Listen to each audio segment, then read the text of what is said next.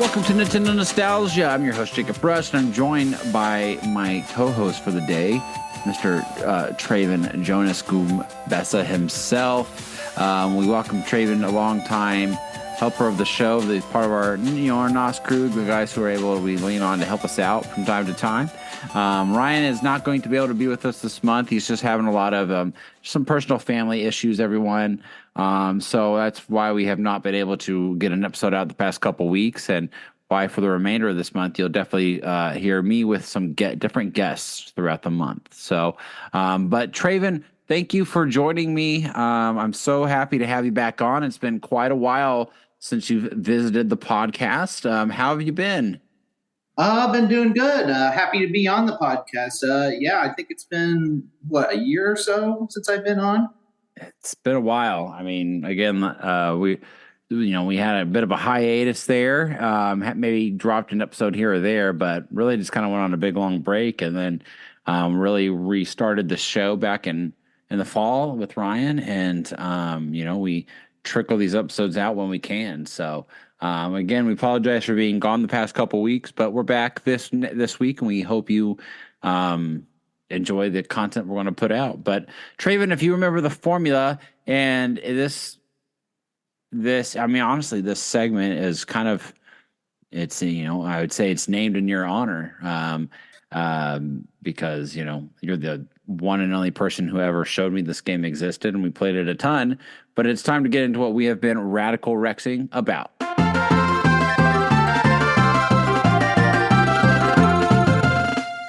All right, and Traven, since you have been gone so long, why don't you tell what's some things that you're into right now? Are you gaming anything currently new?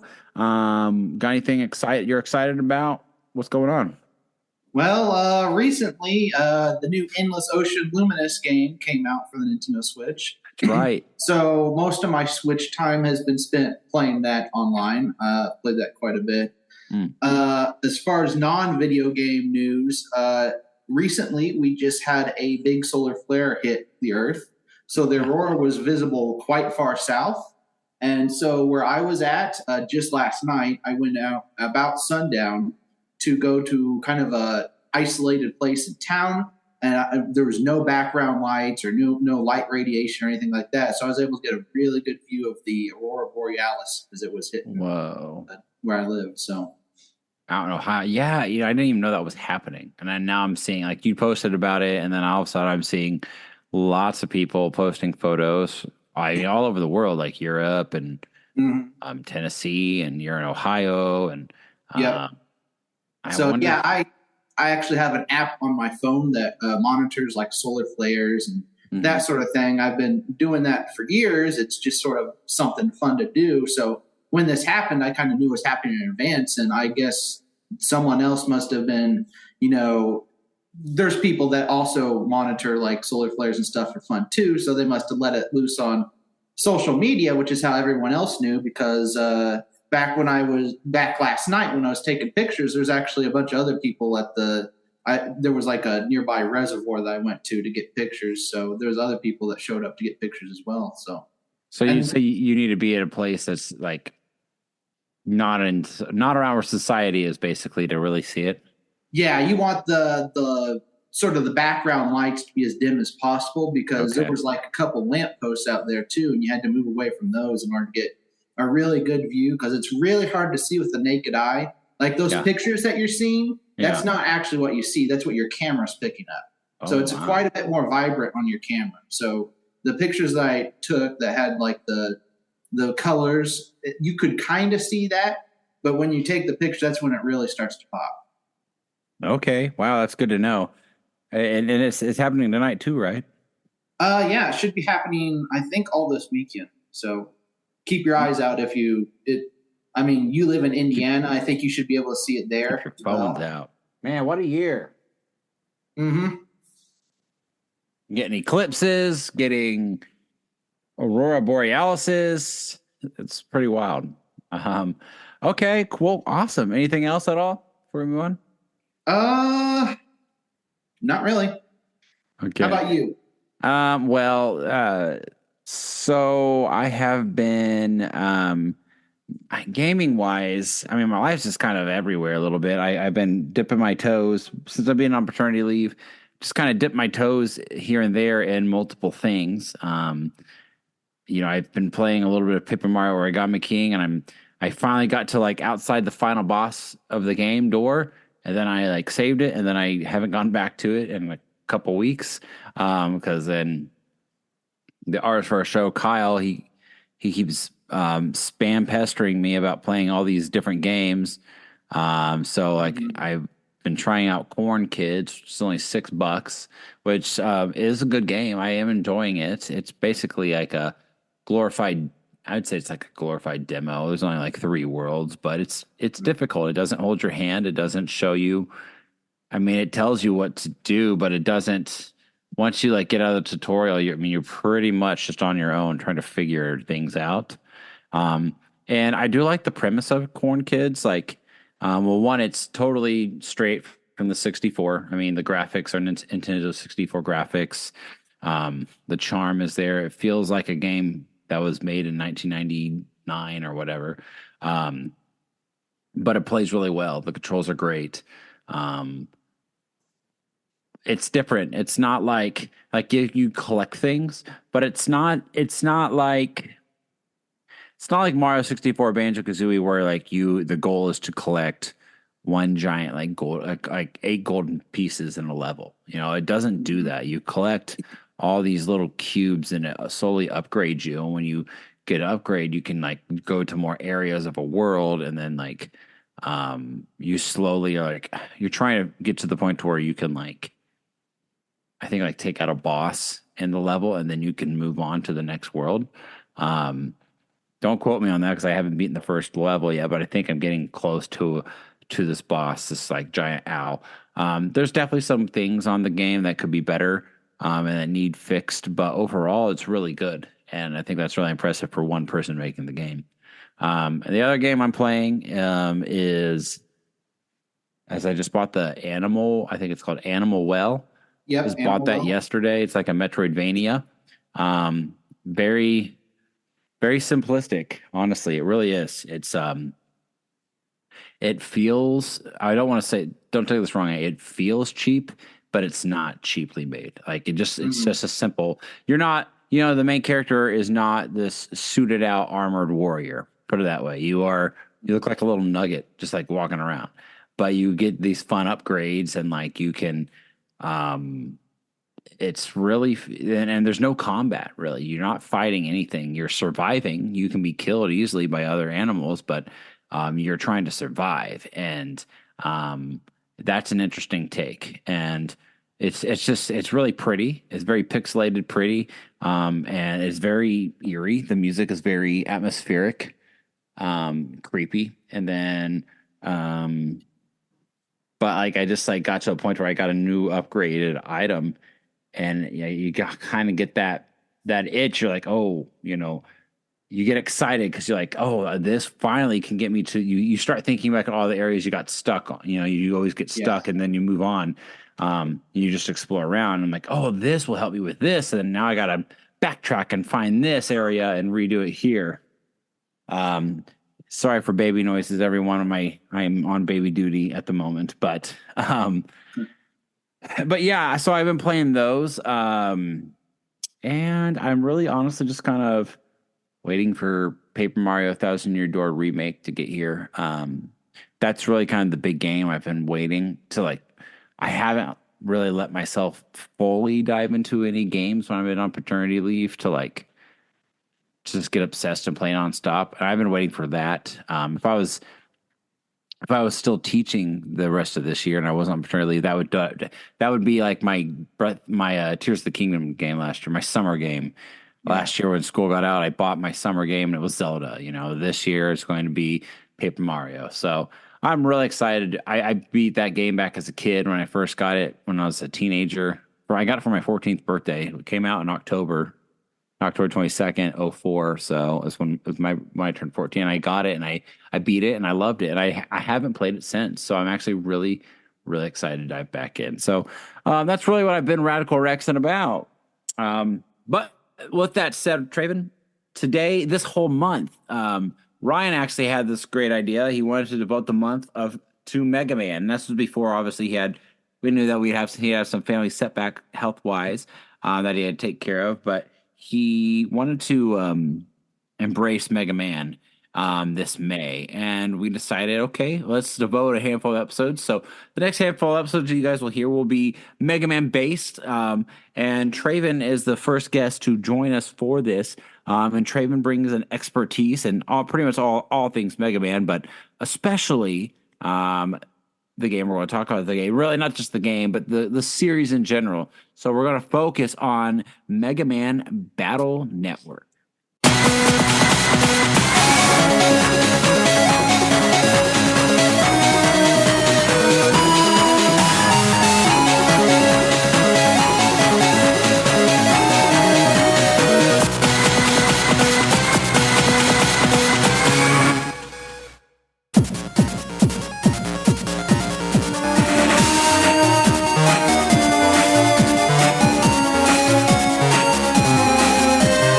All right, Traven. So this game came out, 2001-ish?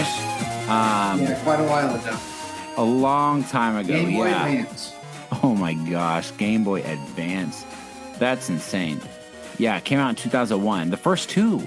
And actually, it quite crazy is that they were pumping these things out. Because in 2001, they got Mega Man Battle Network 1 and 2. How do you release a sequel within the same year? That's pretty wild.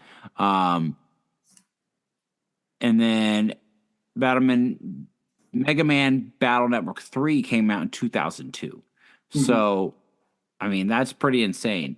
So within, and then, oh gosh, looks like 4 came out in 2003. So they were just kind of easily making these games. And for a while there, people were getting, they were getting Mega Man, which is fantastic for Mega Man fans, I'm sure. Yep. But what take me back, Traven. Take us back to initially when this game was announced. How did you first get into it, hear about it? And I really would like for you to just dissect like how different this is not like Mega Man. And this is not like Mega Man X. This is much different take. That really caught on. I mean, clearly they made so many games. It was a hit for Capcom, and you could play it.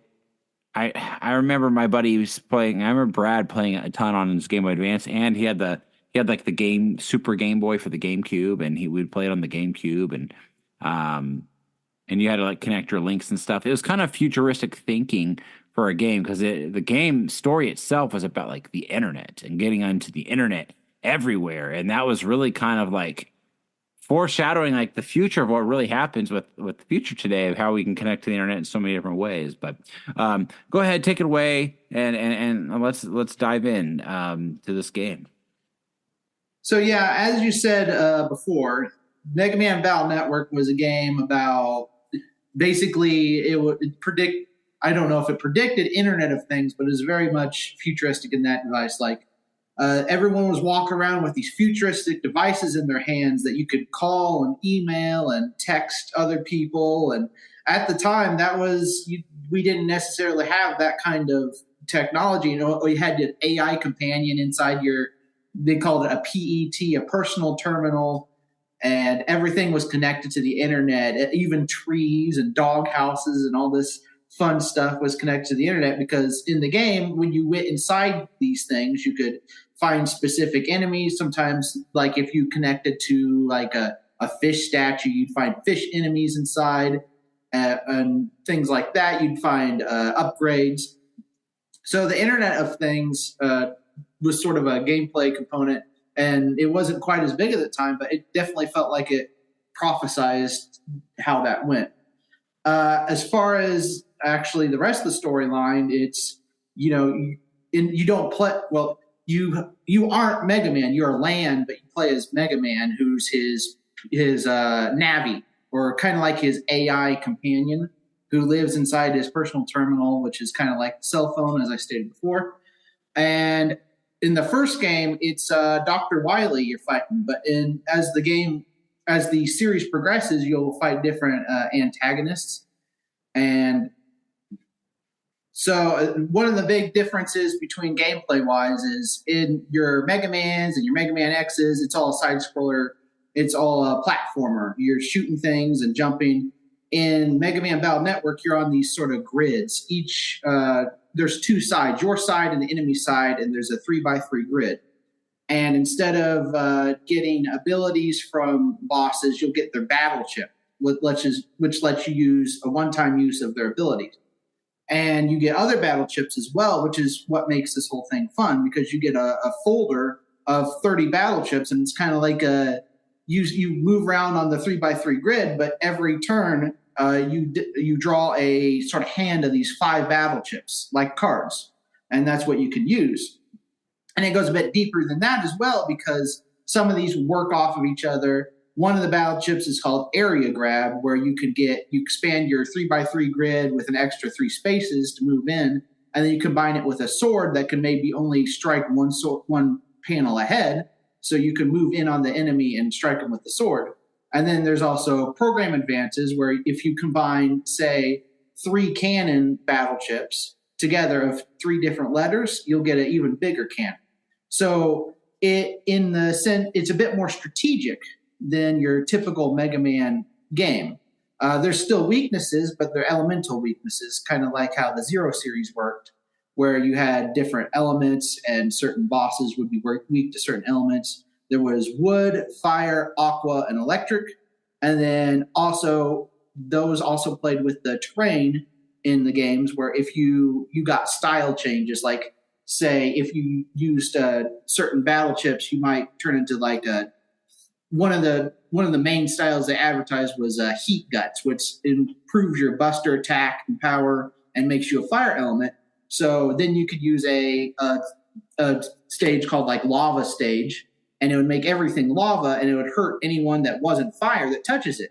But since you're fire, you can touch it and you can walk around in it. And then like ice panels, water navies can't slip on those. And later in the game, in the 5th entry, I think it was, they actually introduced water panels, and like if you used an electric attack over a water panel, it'd also do additional damage. So there's a lot of strategy compared to your traditional Mega Man, your traditional Mega Man X.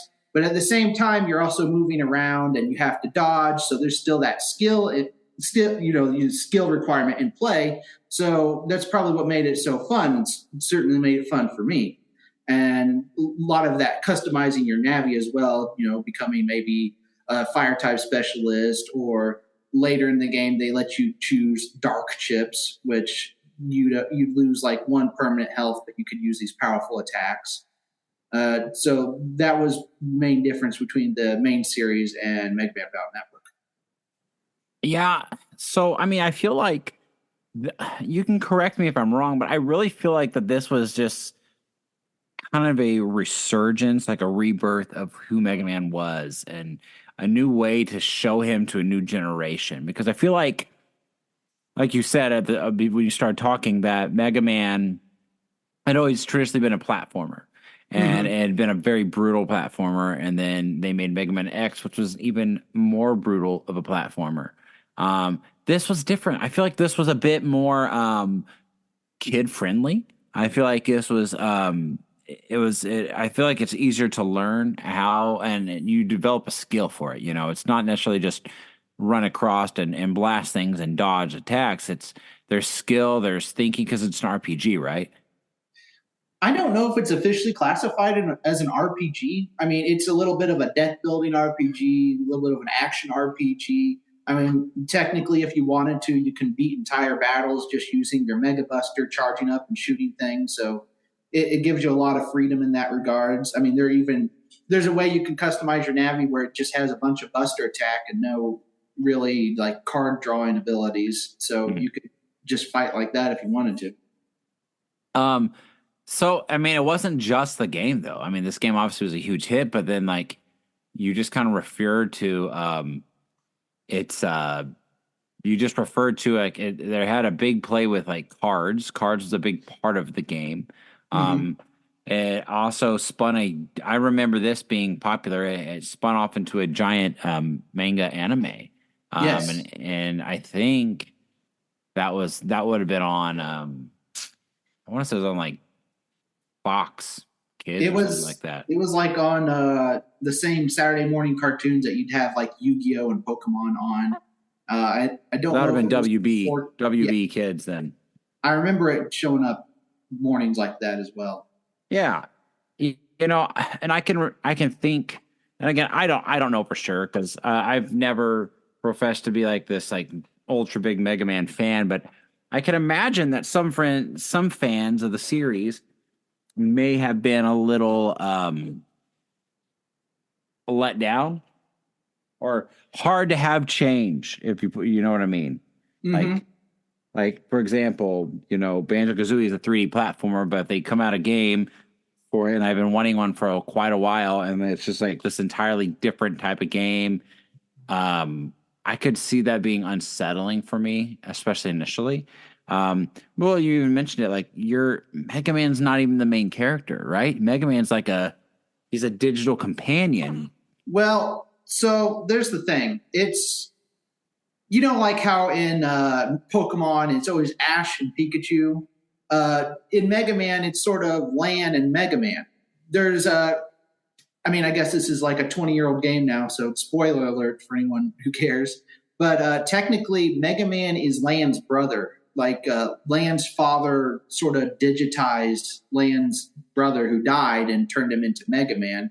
And Mega Man's kind of a special program in that regard. So in a way, yeah, you play as Lan it kind of switches. In the overworld, you're playing as Lan. In the internet world, you're playing as Mega Man. It still, for the most part, is focused on Lan, being that he's the human character, but it's very much Lan and Mega Man are sharing the spotlight. It kind of feels like a combination of like Digimon a little bit too. Yeah, there's definitely that kind of element. Part of the as it goes on, there's a bit more of this sync power that they get. There'll be like special like combos, and in the later games, you can actually bond with other Navis, and if you've bonded with those other Navis, you can kind of fuse between them. Like Fireman, like if you bond with Fireman when you're Lan, they kind of come to an understanding, and you get like a Fireman Mega Man cross form, which lets you use Fireman's abilities, and you can power up fire battle chips and all this sort of thing. So in a way, it kind of has that sort of Digimon human bond or Pokemon human bond to it as well. That's really interesting. I mean, that's really cool. I mean, honestly, it's something I wish I would have been more. I feel like I'd be a lot more into it today than I would have been back then. It's seems a lot more. I can understand the concept a bit better than I could back then. But so obviously, this game kept being made, but I would say that it kind of fell off a little bit after a while. Like Mega Man Battle Network, it kind of stopped during the DS era. And I don't really, outside of the collection that we just got last year, I really don't feel like they've done much with this series. Do you? Well, so let me go through kind of like all the Mega Man games because they did make some, or Mega Man Battle Network games, because they did make some for the DS, or at least one. So they made 1 through 6. All of that was on the Game Boy Advance. So when the DS era came, they ported 5 over to the DS and added a few features. But when the DS came, they went to Mega Man Star Force, which uses sort of the similar format, only it's a bit more of a first person view, and you've got a 3x1 sort of area that you move around in. So Star Force is kind of seen as the spiritual successor to Mega Man Battle Network. And then also you mentioned that there was a GameCube game as well, which is a lot more of the traditional Mega Man gameplay, only you still have that folder, card draw mechanic, but you've also got that side scroller jumping and shooting that you're used to with Mega Man. So it didn't really, it did fall off after the Mega Man Star Force series, because I think maybe a lot of fans maybe not would have picked it up as well as the Mega Man Battle Network, because now they changed stuff. Now we don't have the original characters. But it wasn't until after Star Force 3. I think they made another Megaman Battle Network that was like a remake of one, only it was a crossover with Star Force as well. But I think that was kind of the last game in the series there. The Star Force kind of ended it. And Megaman Battle Network 6, story-wise, does end the story. Like, they kind of conclude everything. And I think they have like a fast forward where they show Lan as an adult and stuff like that. So that's kind of why they moved on to Star Force. It was sort of a Game Boy Advance series game, and when they moved the DS, they wanted to do something different. They wanted to move on to Star Force, which explored different themes. Wow. And did Star Force take off nearly as well as Network, or is it kind of like wasn't as well received?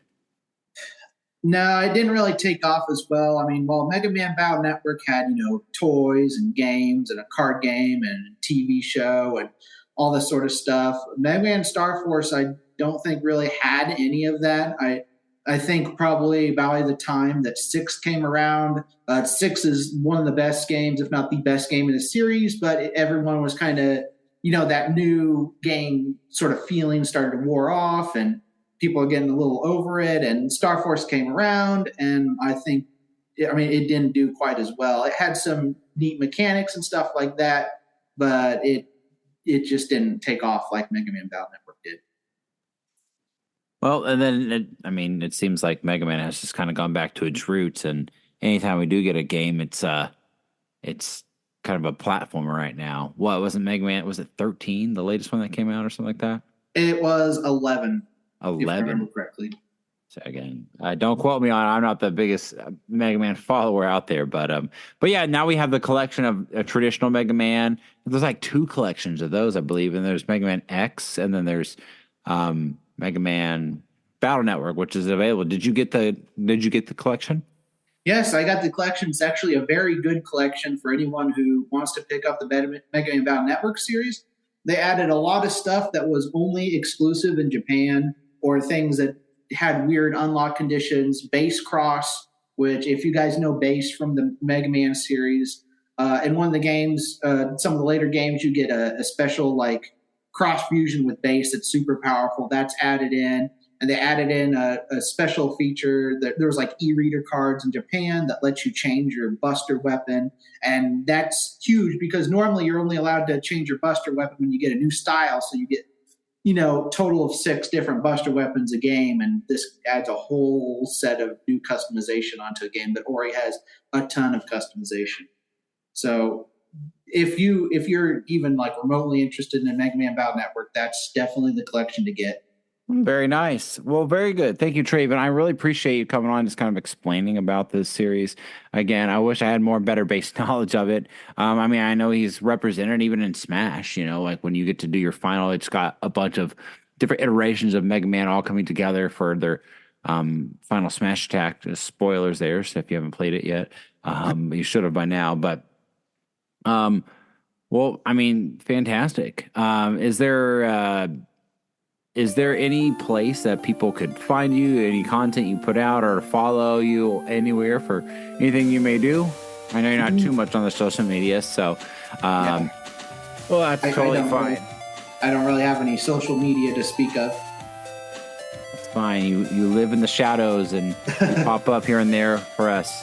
Well, very good. Traven, thank you very much for coming on. I appreciate you. And I know it's not the most ideal, especially when I got a baby infant hanging off my shoulder. But thank you. And guys, you can keep Ryan in your thoughts and prayers. He's just got a lot of family stuff going on, and hopefully he'll be back with us soon. But with that said, folks, I think we'll wrap up this episode. We'll see you next week. Bye.